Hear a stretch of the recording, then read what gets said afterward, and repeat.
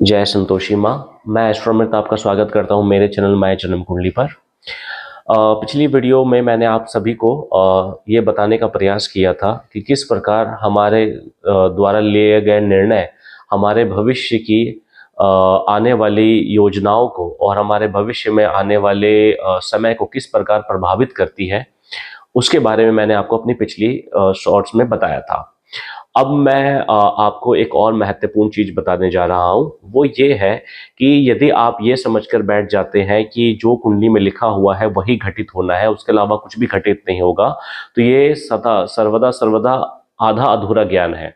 देखिए, जो भी एक ताला है, उदाहरण के लिए उस ताले की दो चाबियां हैं। पहली चाबी है आपका कर्म और दूसरी चाबी है आपकी भाग्य। और ये जो भाग्य है यही आपकी कुंडली है।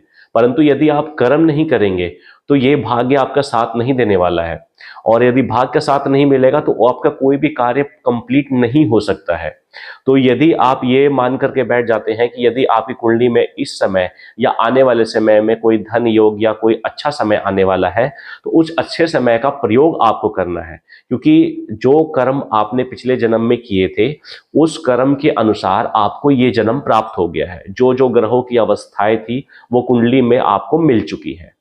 अब वो जो भाग्य है, वो जो घटनाएं होने वाली है आपके जीवन में, वो समय समय पर होती रहेंगी, परंतु आपको इस जन्म में स्वतंत्र कर्म लेने की छूट दी गई है।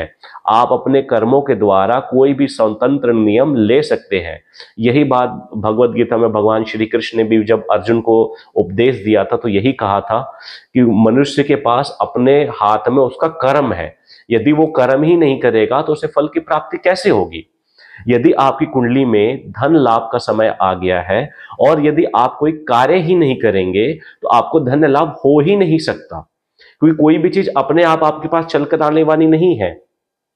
कुंडली आपको अवसर प्रदान करेगी, आपको समय प्रदान करेगी, लेकिन उस अवसर का, उस समय का सदुपयोग आप ही को करना है। यदि आप उसका उपयोग नहीं कर पाते हैं तो वो अवसर जाने के पश्चात वो अवसर दोबारा नहीं लौट करके आएगा आपके पास।